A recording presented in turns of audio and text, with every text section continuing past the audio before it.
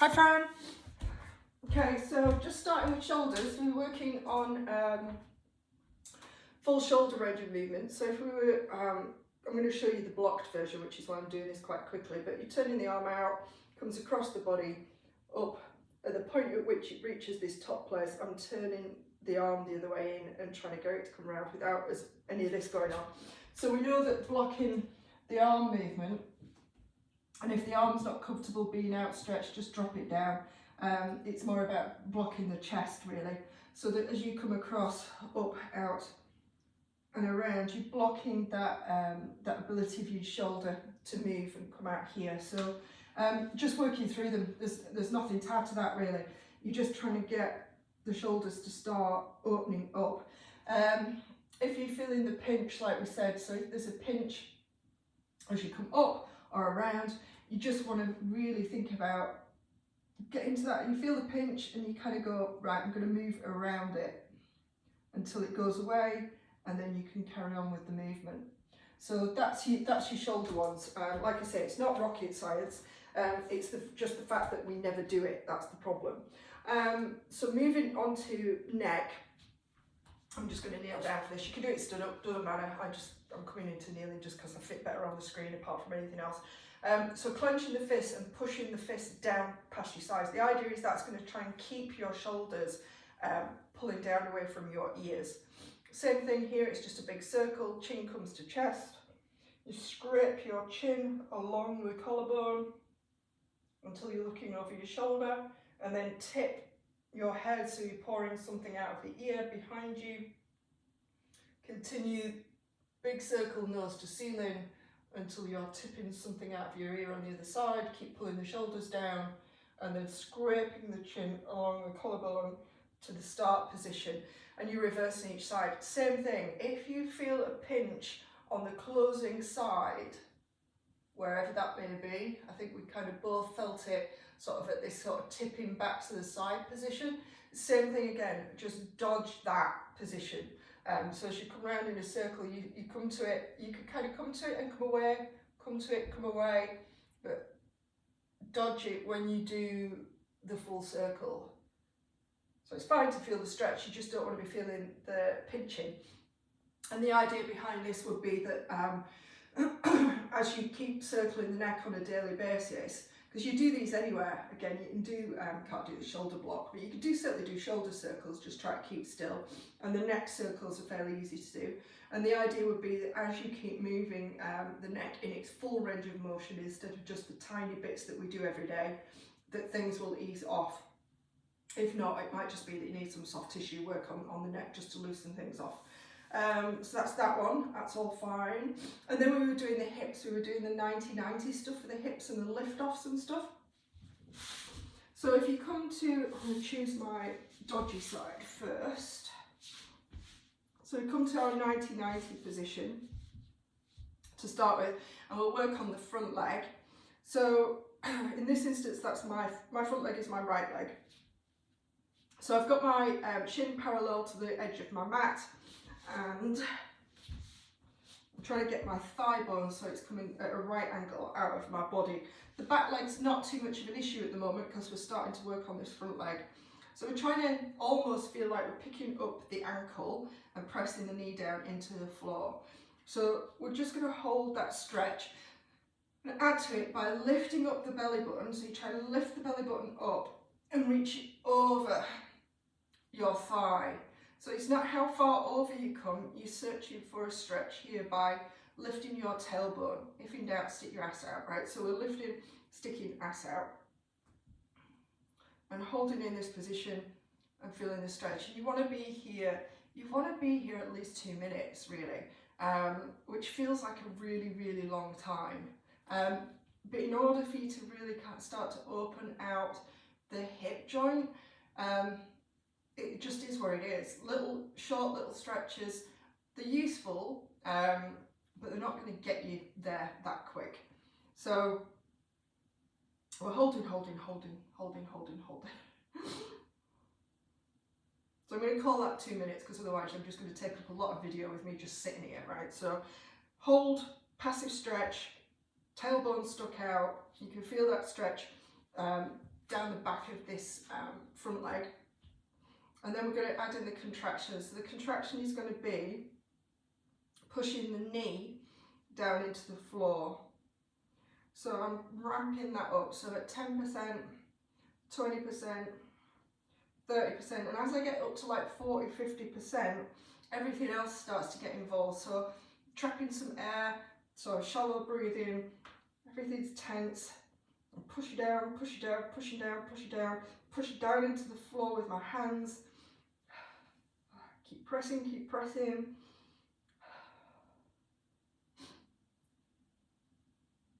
And then when you release that, you're going to straight away actively pull yourself deeper into that stretch. Pull yourself in, and I'm pulling myself in by almost trying to lift my front leg off the floor. So it feels like I'm pulling upwards. Not going to lift, that's what it feels like. Breathe, breathe, breathe. Pull, pull, pull. And then you release that contraction. Relax and breathe easy as you lift and try and just come deeper into that stretch. And then you can hold again for as long as you like. And you can repeat that. You can go through it a few times, right? It's up to you. If you've got more time, do a couple of rounds. If you've only got time for one round, do one round. I'm not going to show you on the other side because you just need to repeat it on the other side. I'm only going to switch legs. So I'm doing the back leg on the opposite side. So with the back leg, I'm going to turn this way. Try and find the right position. Feels weird facing the opposite direction. Right, so with the back leg, the movement is turning inwards this time. So it's the same thing, you're pushing the knee down. But in order to get that stretch in the first place, you want to sit your sit bone down. And it's almost like I'm side bending over this leg. I'm just trying to see if I can get a better angle. If I come here, yeah. So I'm trying to sit that hip bone down, and then you'll see me, I'm side bending across to it, which makes me heavier, if you like. It puts me heavier into that hip by leaning that way. I'm leaning towards that back leg. It won't feel like a stretch. It certainly won't feel like a stretch that you got on the other side. And I don't know if you can see this, but as I've done that, you see how this knee wants to come up. So if I press that knee doesn't want to go down anymore, but if I come out of that stretch, the knee comes down. So I'm going to try and get that leg into a bit of a better position so I can get this front knee. It doesn't need to be on the floor, but if you notice that it's just kind of poking up, you try and get it to sort of at least relax somewhat. So this is your passive part. Like I say, it won't feel like a stretch like it did on the other side. I'm literally just sitting into this back hip and holding. 2 minutes, passive, fine. And then we start to do the contractions, so ramping it up again. So 10%, I'm pushing as best I can. It's actually quite hard on this side. Pushing the knee down into the ground.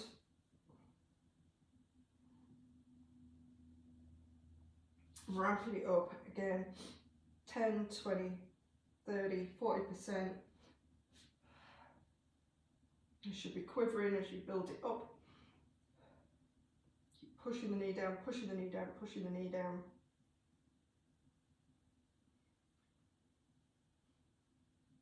And then you back off that contraction and just see if you can come a little bit more over that back leg. I'm trying to pull myself more. I'm trying to sit my sit bone back down or deeper, and I'm trying to side bend slightly more over this back leg.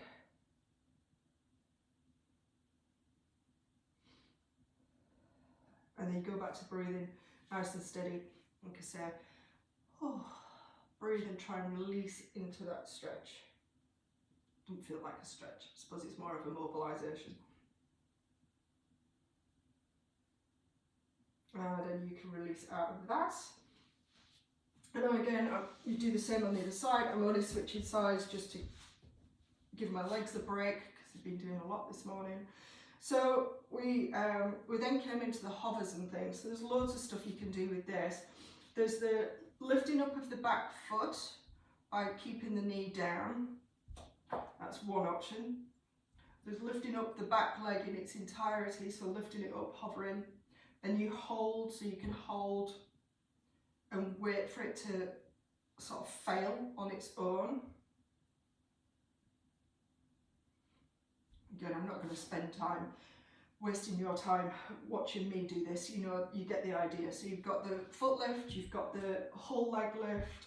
You can even have a go at lifting the front leg up. And you see how much I'm having to lean to get that leg to come up. When you lift the front leg, you try to get the ankle higher than the knee, right? So it's dead easy for me to get the leg off the ground with my knee up, but it's a lot harder for me to try and get the ankle up and the knee down. And you can't cheat with the foot. So there's that one. You can lift up and press back. That's quite a nice one. You can extend and bend, and all the while you're trying to stay sort of as upright as you can as you lift and move the legs about. There's no right or wrong with it. You're just trying to, you felt what it felt like. It's quite a lot of work into the hips for such teeny tiny movements. I'm trying to think if there was anything else. We did neck, we did shoulders, we did hips. I think that was about it. We did elbows. Elbows are actually really useful. I do these quite a lot because I used to, well, I still do spend a lot of time on a computer. So I do these quite a lot. So elbow wise, arm out straight, you turn it over so your palm is facing up. And you want to go over as far as you can whilst keeping a straight arm. And you bend the elbow, and if you notice, it's like my hand is on the outside of my arm at this point.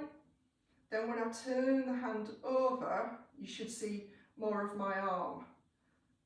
Yeah, so the hand comes to the inside, and I'll explain why in a minute. But once you've got that, and I'm trying to rotate as much as I can, and then straighten the arm out, and you'll feel lots of work in the elbow. So again, palm up as far over as it will go, bend.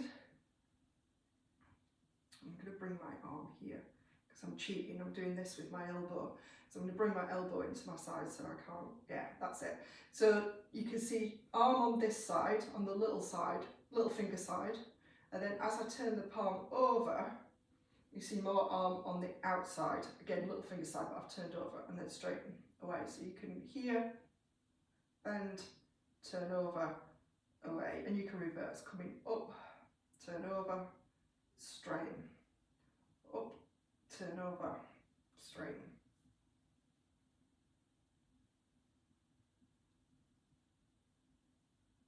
So what you don't want to happen is for it to be kind of this, just this limp.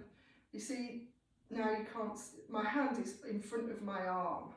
There's nothing happening there. I've got to be turned far enough away that you can see arm on the little finger side of your hand, and then arm on the little finger side of your hand, without doing this with your upper arm bone.